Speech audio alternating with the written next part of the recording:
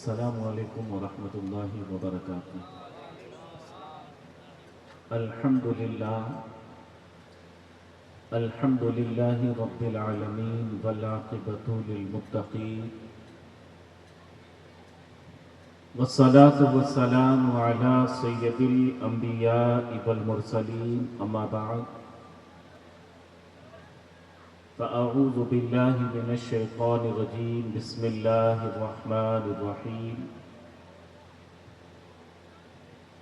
قال اللہ تبارک و تعالی فی القرآن المجید والفرقان الحمید، ہن لباس لکم وانتم لباس لہن، وقال النبی صلی اللہ تعالی علیہ وسلم لم ترى للمتحابین مثل النکاح، صدق اللہ العظیم وصدق رسولہ النبی الامین الکریم، ونحن علی ذلک لمن الشاہدین والشاکرین والحمد للہ رب العالمین۔ آئیے معمولات کے مطابق سب سے پہلے ہم اور آپ مل کر اپنی اور ساری کائنات کے مرکز عقیدت حضور رحمت للعالمین طٰہٰ و یاسین، آقائے نامدار مدنی تاجدار دونوں عالم کے مالک و مختار،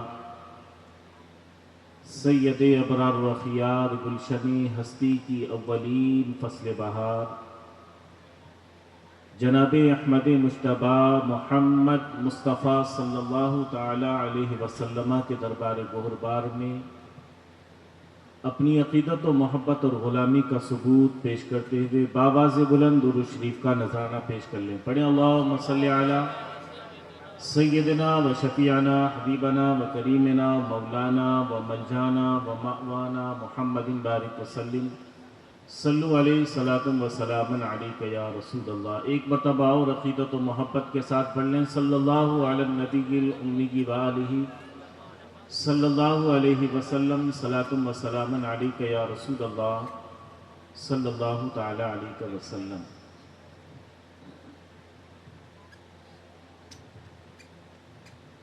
آج کی یہ مبارک بابرکت مجلس شادی خانہ آبادی کے سلسلے میں منعقد کی گئی ہے۔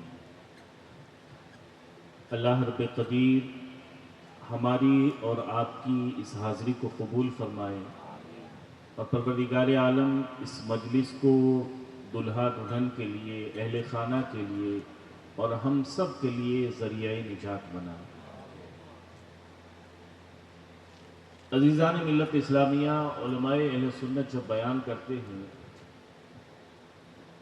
تو ہم اور آپ اکثر سنتے ہیں کہ وہ اپنے بیان سے قبل درود و سلام کی فرمائش بھی کرتے ہیں، خود بھی پڑھتے ہیں۔ آخر اس کی وجہ کیا ہے؟ جب ہم اس کی وجہ پر غور کرتے ہیں تو ہمیں پتہ چلتا ہے حضور نبی اکرم صلی اللہ علیہ وسلم کے وہ کلمات مبارکہ ہمیں یاد آتے ہیں کہ حضور نے فرمایا کہ جب تم اپنی مجلسوں کو سجاؤ تو مجھ پر درود پڑھ لیا کرو، تمہارے درود پڑھنے کا یہ فائدہ ہوگا کہ یہی تمہارا پڑھا ہوا درود پل صراط پر تمہارے لیے نور ہو۔ بلکہ صوفیہ سے اگر پوچھیں کہ آخر کیا وجہ ہے کہ درود و سلام کسی بھی مجلس میں جب سجائی جاتی ہے تو درود و سلام کی فرمائش کی جاتی ہے، تو کہتے ہیں کہ جس مجلس میں کوئی بات، کوئی نصیحت کرنے سے قبل اگر درود و سلام پڑھ لیا جاتا ہے تو اللہ رب قدیر اس درود و سلام کی برکت سے علماء کی نصیحتوں کو لوگوں کے دلوں میں اتار دیتا ہے۔ یہ صوفیہ کی زبان ہے۔ تو ہمیں اور آپ کو یہ عادت بنانی چاہیے کہ ہم اور آپ اپنی مجلسوں کو اللہ کے رسول علیہ السلام کی نعرہ تکبیر، نعرہ رسالت، ثنا خوانی مصطفیٰ، درود شریف پڑھیں، اللہم صلی علی سیدنا مولانا محمد بارک وسلم، صلو علیہ صلاۃ و سلام علیک یا رسول اللہ۔ ہم اور آپ اپنی یہ عادت بنائیں کہ جب بھی ہم بچوں کو نصیحت کریں گھر پر، یا جب ہم اپنی گھریلو معاملات کو لے کر کے کوئی مجلس سجائیں، یا شادی خانہ آبادی ہو یا کوئی بھی فنکشن ہو، جب ہم اپنے بڑے بزرگوں سے، برادری والوں سے جب کوئی مشورہ کریں تو اس سے پہلے ہم درود و سلام پڑھیں. درود و سلام پڑھنے کا یہ فائدہ ہوگا کہ اس درود کی برکت سے جس کام کو لے کر کے ہم مشورہ کر رہے ہیں اللہ رب قدیر اسی درود و سلام کے طفیل اس کام میں بھی برکت عطا فرمائے گا اور ہمارا ادھورا کام بھی مکمل ہوتا ہوا نظر آئے. تو اسی وجہ سے علماء کی یہ عادت رہی, علماء اہل سنت کی, کہ وہ اپنی مجلسوں میں درود و سلام پڑھواتے ہیں پھر کوئی نصیحت کی بات کرتے ہیں تاکہ اللہ رب قدیر اس درود کی برکت سے ان کی نصیحتوں کو ہمارے دلوں میں اتارے. تو آج کی جو مجلس ہے شادی خانہ آبادی کے سلسلے میں, حاجی مشتاق صاحب بڑی محبت والے ہیں. یقین جانے کہ آج سے 15 دن پہلے میں ان کو نہیں جانتا تھا. یہ تو اتفاق ایسا ہوا کہ آپ کے سابق امام صاحب کے یہاں جب یہ دعوت نامہ لے کر کے حاضر ہوئے اور 15 منٹ کی مشکل سے ہماری ملاقات ہوئی اور اس 15 منٹ کی ملاقات میں ہمارے اور ان کے درمیان اتنا گہرا تعلق ہوا کہ یہ بھول بھی نہیں سکے کہ اور یہاں تک انہوں نے دعوت دی کہ شادی میں آپ کو آنا. بڑی محبت والے ہیں. ہم اور آپ علماء سے محبت کرتے ہیں اور کرنا بھی چاہیے, اس لیے کہ اللہ کے رسول صلی اللہ تعالیٰ علیہ وسلم ارشاد فرماتے ہیں کہ میری امت کے علماء جو ہیں وہ بنی اسرائیل کے نبیوں کی طرح. اور حضور نے یہاں تک ارشاد فرمایا کہ علماء سے محبت جو کرتا ہے تو یقین جانے علماء کی محبت کے بدولت اس کا ٹھکانہ یقینی طور پر جنت. ہم اور آپ بڑے خوش نصیب ہیں کہ ہم علماء اہل سنت سے محبت کرتے ہیں اور جو ہے ہم اور آپ جن کی تخلیق کرتے ہیں امام اعظم ابو حنیفہ رحمۃ اللہ تعالی علیہ, وہ تو علماء کے تعلق سے یہاں تک فرماتے ہیں کہ جب بروز محشر شہیدوں کا خون جمع کیا جائے گا تو وہیں اسی کے کنارے علماء کے قلم سے نکلی ہوئی سیاہی بھی جمع کی جائے گی اور پھر رب کی طرف سے حکم دیا جائے گا ان دونوں کا وزن کیا جائے. امام اعظم کہتے ہیں کہ میں ابو حنیفہ اس بات کی گواہی دیتا ہوں, یہ میرا ایمان کہتا ہے کہ شہیدوں کے خون سے زیادہ علماء کے قلم سے نکلی ہوئی روشنی اور سیاہی کی جو ہے زیادہ وزنی ہوگی. اور اس وقت علماء سے محبت کرنے والوں کو کہا جائے گا کہ اے لوگوں کہاں ہو تم جو دنیا میں رہ کر علماء سے محبت کرتے تھے, آؤ آج ان علماء کے دامن سے وابستہ ہو جاؤ اور انہیں علماء کا دامن پکڑ کر کے جنت میں داخل ہو. یہ علماء سے محبت کا صلہ. تو ہم اور آپ بڑی جو ہے خوش نصیب ہیں جو علماء سے محبت کرتے ہیں. اللہ رب قدیر علماء سے ہماری اس عقیدت اور محبت کو سلامت کرے. قرآن کریم فرقان حمید کی آیت کریمہ نکاح کے حوالے سے اور حضور علیہ الصلوۃ والسلام کی حدیث مبارکہ نکاح کے حوالے سے میں نے آپ کے سامنے تلاوت کی. حضور ارشاد فرماتے ہیں لن ترى للمتحابین مثل النکاح, لم ترا تم ہرگز نہیں دیکھ پاؤ گے. لم جو ہے علماء جانتے ہیں یہ نفی تاکید کے لیے آتا ہے. لم ترا تم ہرگز نہیں دیکھ پاؤ گے للمتحابین دو محبت کرنے والوں کی محبت کو, تم ہرگز نہیں دیکھ پاؤ گے ایسے دو محبت کرنے والوں کی محبت کو مثل النکاح جن کی محبت نکاح کے بعد حاصل ہوتی. یعنی نکاح کرنے کے بعد شوہر اور بیوی کے درمیان جو محبت ہوتی ہے ایسی محبت دنیا میں کہیں بھی نظر نہیں آتی. اور صرف محبت ہی نہیں ہوتی بلکہ یہ نکاح کی بدولت اللہ کے رسول علیہ السلام کی امت میں بڑھوتری کا ایک سبب بھی بنتا ہے. بڑے خوش نصیب ہیں. حالانکہ بہت ساری جگہ ایسا ہوتا ہے کہ مسلمانوں کے یہاں شادی ہوتی ہے اس طریقے کی مجلسیں نہیں سجائی جاتی بلکہ وہاں ان کے وہاں ناچ گانے ہوتے ہیں, نہ جانے رقص جو ہے جگہ کے چکر میں کیا کیا ہوتا ہے. لیکن یہ خوش نصیب لوگوں کا حصہ ہے کہ جب ان کے گھروں میں شادی ہوتی ہے, خوشی ہوتی ہے, میلاد مصطفیٰ آتا ہے یا کوئی میت بھی ہوتی ہے تو اس وقت بھی مصطفیٰ کا میلاد سجا کر کے اپنا نام مصطفیٰ کے چاہنے والوں اور عاشقوں میں لکھوایا کرتے ہیں. تو یہ اللہ کے رسول علیہ السلام سے محبت کا ایک حسین طریقہ ہے. حاجی صاحب نے اپنے صاحبزادے جناب جو ہے اشفاق صاحب کی شادی میں یہ شادی خانہ آبادی کے موقع پر یہ مجلس کا انعقاد کیا, اللہ ان کو جزا دے.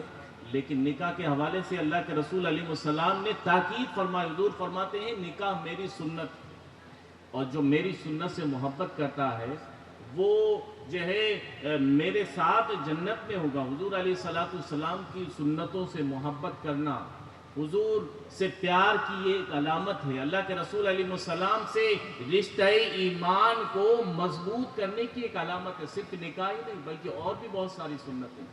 ہم یہ کوشش کریں کہ اپنی زندگی میں صبح سے لے کر کے شام تک روزمرہ کے جو بھی کام کریں، ہم اپنے آپ کے اوپر رسول اللہ کا امتی ہونے کی بنا پر رسول اللہ کی سنتوں کو اپنی زندگی کے لیے لازم کر لیں۔ انشاءاللہ العزیز ہماری دنیا بھی کامیاب ہوگی اور ہماری آخرت بھی کامیاب ہوگی۔ نکاح کے حوالے سے علماء نے بہت لکھا ہے، اور نکاح کرنے کے بعد دلہا جب دلہن گھر لے کر کے آتا ہے تو صرف یہیں تک بس نہیں کہ وہ اپنی خواہشات کو اس سے پورا کرے، نہیں، بلکہ قرآن نے کہا ہے کہ ہننا لباس لکم وانتم لباس لہم، وہ دونوں ایک دوسرے کا لباس بن جاتے ہیں۔ اگر شوہر کے اندر کوئی خرابی ہے تو بیوی کا یہ فرض بنتا ہے کہ وہ شوہر کی خرابیوں کو چھپائے۔ اگر جو ہے بیوی کے اندر کوئی خرابی ہے، نکاح کرنے کے بعد جب اس کے گھر پہ آ گئی تو قرآن کہتا وہ اس کا لباس ہے۔ لباس کا جو ہے مطلب ہی یہی ہوتا ہے، ہم لباس اس وجہ سے پہنتے ہیں کہ ہم اپنے جو ہے بدن کو چھپا سکیں۔ ہم اپنی جو ہے بدن پر کوئی بھی ایسی چیز ہو جس سے گن آ رہی ہو تو اسے چھپانے کا کام لباس کرتا ہے۔ تو شوہر اور بیوی دونوں ایک دوسرے کا لباس بن جاتے ہیں نکاح کے بعد، اور قرآن کریم نے دونوں کو لباس اس وجہ سے کہا ہے کہ دونوں ایک دوسرے کی برائیوں کو چھپائیں۔ اور یہیں تک بس نہیں، اگر شوہر نیک ہے اور بیوی بدکار ہے یا صوم و صلات کی پابند نہیں ہے، نمازوں کی پابند نہیں ہے، تو اب شوہر کا بھی یہ فرض بنتا ہے کہ صرف وہی نیک بن کر کے نہ رہے، بلکہ ہننا لباس لکم وانتم لباس لہن کے زمرے کے اندر یہ بھی آتا ہے کہ شوہر پر یہ فرض ہوتا ہے کہ وہ اپنی بیوی کو بھی نمازی بنائے، اپنی جو ہے شریک حیات کو بھی دیندار بنائے، اپنی شریک حیات کو بھی اللہ کے رسول علیہ السلام کی سنتوں کے پابند بنائے۔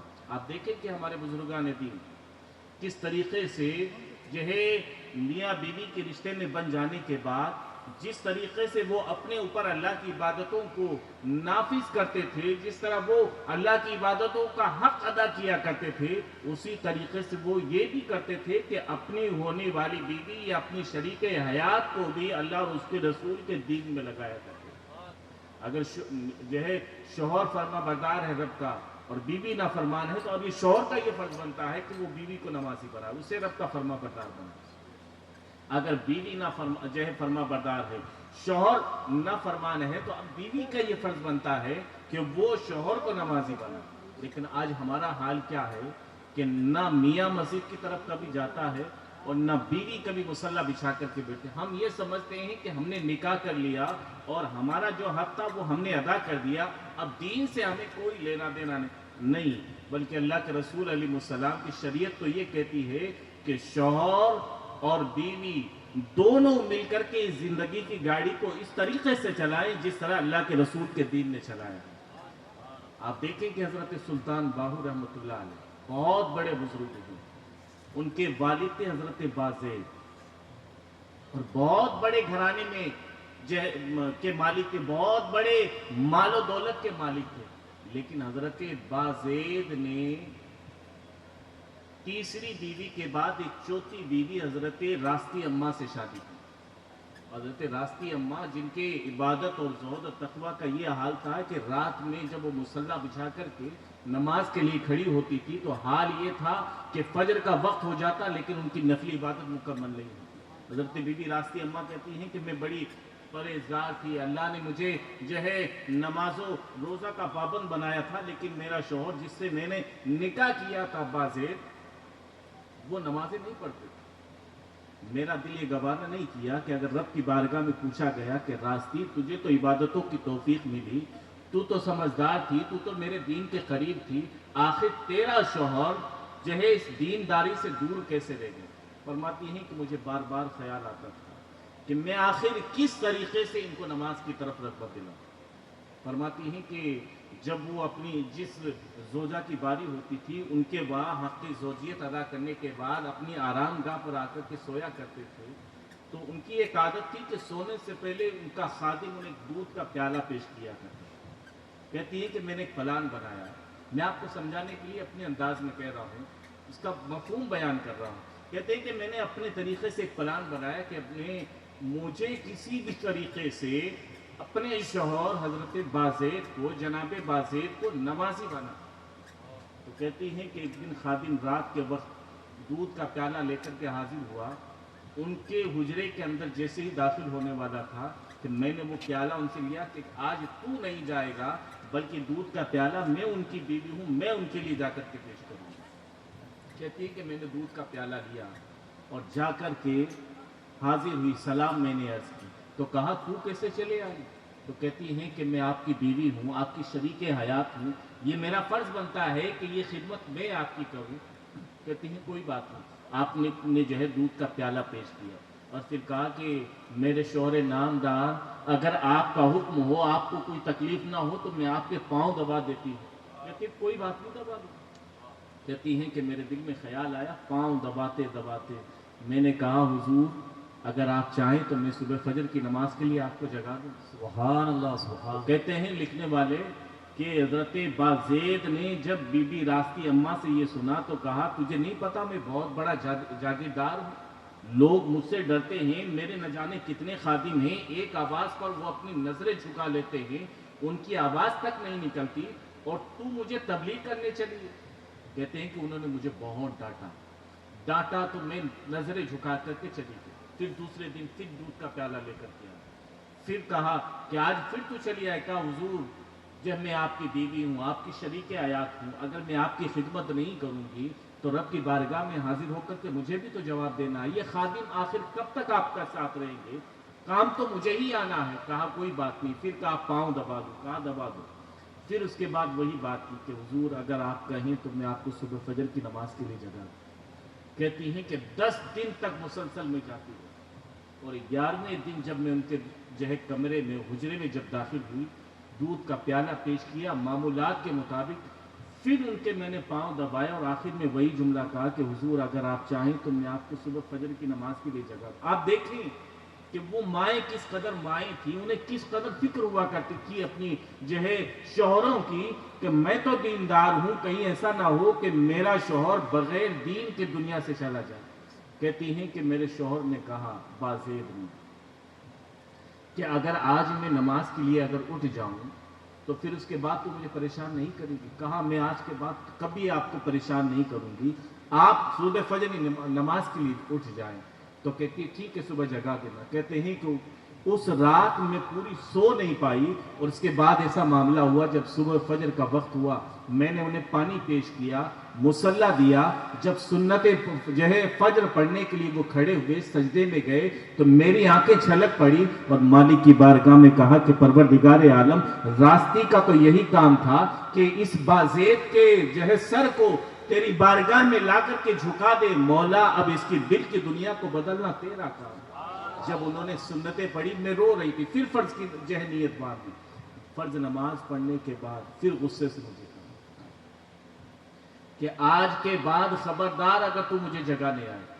کہا حضور میں آپ کو جگانے نہیں آؤں گی۔ پھر ایک زبان ہو کر کے کہا کہ آج کے بعد تو مجھے نہیں جگائے گی، بلکہ آج کے بعد میں تجھے جگایا کروں گا۔ اور پھر کہتی ہیں کہ رب کا کرنا ایسا ہوا کہ اللہ نے میری کوششوں کی بدولت انہیں نمازی بنا دیا۔ اور پھر آپ نے دیکھا کہ جب راستی اماں اور حضرت بازید ملے تو اللہ نے ایک ایسا فرزند عطا کیا جسے سلطان باہو کہا جاتا ہے۔ نعرہ تکبیر، ایسی نعرہ رسالت۔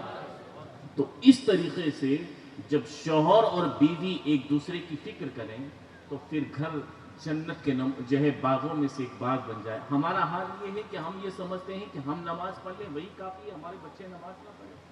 ہم یہ سمجھتے ہیں کہ ہم نماز پڑھ لیں، ہمارے جو ہے بیوی نماز نہ پڑھے۔ ہم یہ سمجھتے ہیں کہ ہم تو دیندار ہیں، ہمیں جا کر کے جو جواب دینا ہے وہ ہم جواب دیں گے۔ لیکن یقین جانو اللہ رب قدیر نے آپ کو اپنے گھر والوں کا حاکم بنایا۔ قرآن کہتا ہے کہ جو بھی اللہ نے تمہیں نعمتیں دی ہیں ان تمام نعمتوں کے تعلق سے آپ سے پوچھا جائے گا۔ آپ کی بیوی بھی آپ کے لیے نعمت ہے، آپ کی اولاد بھی آپ کے لیے نعمت ہے، آپ کو جہاں مال و دولت دیا گیا ہے اس مال و دولت کے تعلق سے بھی پوچھا جائے گا، یہ بھی نعمت ہے۔ اگر یہ پوچھا گیا کہ آپ خود نماز پڑھتے تھے، آپ کی بیوی نہیں نماز پڑھتی تھی، تو پھر آپ کیا جواب دیں گے؟ تو یقین جانو قرآن کریم فرقان حمید نے جو ہن لباس لکم وانتم لباس لہن کہا ہے، تو یہاں صرف ہم اپنے آپ کو نہ چھپائیں، بلکہ ہم اپنی اولاد کی بھی فکر کریں، اپنی بیوی کو جو ہے اس کی بھی فکر کریں اور انہیں بھی دیندار بنائیں۔ یہ حق ہے ہمارا شوہر کے، جہاں بہت سارے حقوق ہیں ان میں سے حق یہ بھی ہے کہ جہاں خود دیندار ہو وہیں اپنی جو ہے بیوی اور بچوں کو بھی دیندار بنائے۔ قرآن کریم فرقان حمید میں بہت ساری آیات نکاح کے حوالے سے، احادیث کریمہ میں بہت سارے فرامین مصطفیٰ جو ہے ملتے ہیں، جو اس تعلق سے، ہماری شادی خانہ آبادی کے تعلق سے، ہمارے گھر کے تعلق سے ہمارے لیے بہت سارا سرمایہ سمائے ہیں۔ آپ دیکھیں کہ بیوی اگر نیک ہو، پرہیزگار ہو، دیندار ہو، تو اپنے شوہر کے گھر کی کس قدر فکر کرتی ہے۔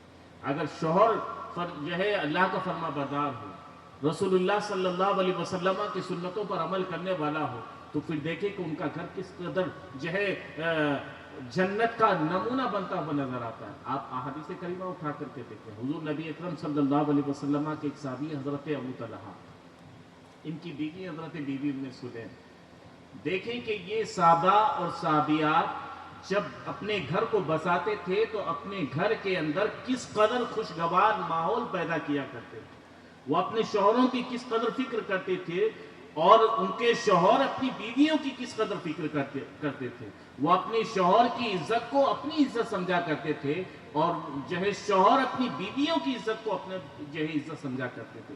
حضرت بیوی ام سلیم کے یہاں ایک فرزند تھا۔ ایک دن ایسا ہوا کہ وہ بچہ بیمار تھا، حضرت ابو طلحہ صبح کام کے لیے نکلے تو بچے کی سانس بہت تیزی کے ساتھ چل رہی تھی۔ حضرت ابو طلحہ چلے گئے، لیکن ان کے جانے کے بعد ان کے بچے کا انتقال ہو گیا۔ حضرت ابو طلحہ رضی اللہ تعالیٰ عنہ کے جانے کے بعد جب بچے کا انتقال ہوا تو بی بی ام سلیم کو فکر ہوئی کہ میرا شوہر جب شام کے وقت گھر آئے گا اور اسے جب جو ہے اپنے بچے کی موت کی خبر ملے گی تو وہ کس قدر رنج و تکلیف میں ہوں گے، ان کا کیا حال ہوگا، وہ نہ صحیح سے کھانا کھا پائیں گے، نہ وہ صحیح سے اپنے معاملات کو درست کر پائیں گے۔ حضرت ابو طلحہ رضی اللہ تعالیٰ عنہ کے آنے سے پہلے بی بی ام سلیم نے ایسا کیا کہ اپنے بچے کی لاش کو کپڑے میں لپیٹ کر کے ایک بند کمرے کے اندر رکھی اور خود بند سنور کر کے بیوی کو دیکھیں کہ وہ کس قدر عزت اور اپنے جو ہے شوہر کی دل جوئی کے لیے کس قدر اپنے سینے پر پتھر رکھ کر کے ان کا انتظار کر رہے ہیں۔ شام کے وقت حضرت ابو طلحہ تشریف لائے، جب تشریف لائے تو بیوی سے پوچھا کہ بچے کا کیا حال ہے، تو کہنے لگی کہ میرے سرتاج اس کا سانس ٹھہر گیا ہے۔ حضرت ابو طلحہ سمجھے کہ جو بچے کی سانس میں گڑگڑاہٹ تھی، جو بچے کی سانس چل رہی تھی، اسے آرام مل گیا۔ انہوں نے غسل کیا، پھر کھانا کھایا، کھانا کھانے کے بعد اپنی بیوی سے ہم بستر بھی ہوئے، راز و نیاز کی باتیں بھی کی۔ پھر اس کے بعد حضرت ام سلیم نے کہا کہ میرے شوہر نامدار، میں آپ سے ایک مسئلہ دریافت کرنا چاہتی ہوں، آپ مجھے اس کا جواب عنایت فرمائیں۔ کہتی ہیں کہ بتاؤ کیا جو ہے تمہارا کیا مسئلہ ہے؟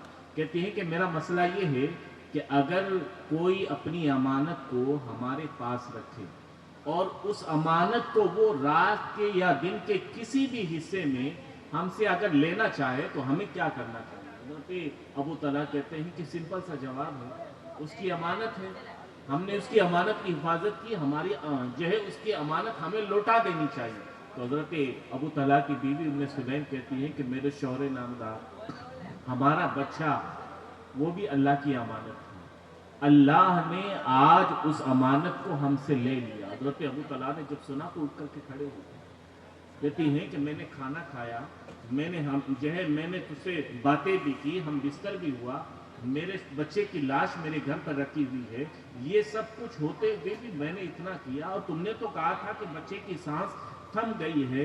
تو کہتی ہیں کہ میرے شوہر نامدار، جب جو ہے انتقال ہو جاتا ہے تو سانس رک جاتی ہے، میں نے صرف اور صرف آپ کی دل جوئی کے لیے ایسا کیا ہے۔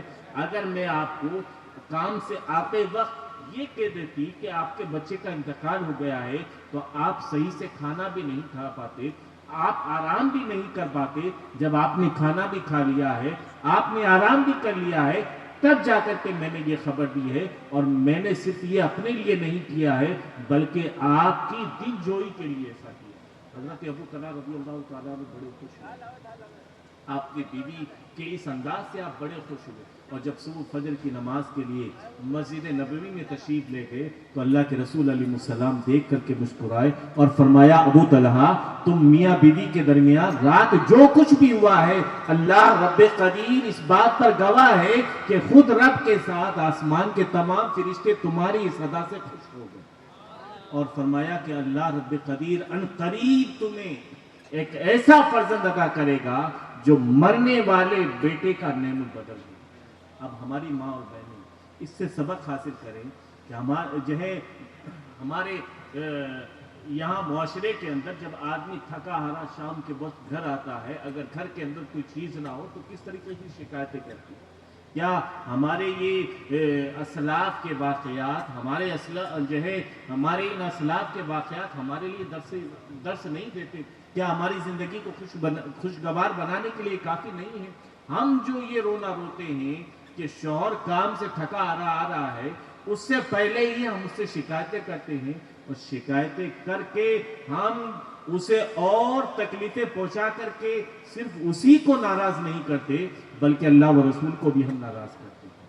تو آج کی شادی کا یہ جو پیغام ہے کہ شوہر اور بیوی صرف نفسانی خواہشات کی تکمیل کے لیے نہیں ہوتے بلکہ میاں بیوی جہاں نفسانی خواہشات کو پورا کرنے کے لیے ہوتے ہیں، وہیں ایک معاشرے کو حقیقت میں اپنے آپ کے اندر ایک نئی امید اور نئی زندگی پیدا کرتے ہیں۔ آج کا یہ جو اجلاس ہے ہمیں یہی پیغام دیتا ہے کہ ہم اور آپ اس مجلس سے یہ سیکھ کر کے جائیں کہ ہمیں اپنی زندگی کو خوشگوار کیسے بنانا ہے۔ اگر میاں بیوی خوش ہوں گے تو ان کی اولاد پہ بھی اچھا اثر پڑے گا، اور جب اولاد پر اچھا اثر پڑے گا تو اولاد نیک ہوگی، اور جب اولاد نیک ہوگی تو یہی اولاد آپ کے لیے بروز قیامت مغفرت کا ذریعہ ہوگی۔ اللہ رب قدیر کی بارگاہ میں دعا ہے کہ پروردگار عالم اس مجلس کو قبول فرمائے اور اس شادی خانہ آبادی کو صحیح معنوں میں شادی خانہ آبادی بنائے۔ تمام اہل خانہ کو، بالخصوص حاجی صاحب کو اور ان کے تمام خاندان کو اس مجلس کے سجانے پر اور شادی خانہ آبادی کے موقع پر بہت بہت مبارکباد پیش کرتا ہوں۔ پروردگار عالم ہم سب کی حاضری کو قبول فرمائے۔ استغفر اللہ ربی من کل ذنب و اتوب الیہ۔ السلام علیکم۔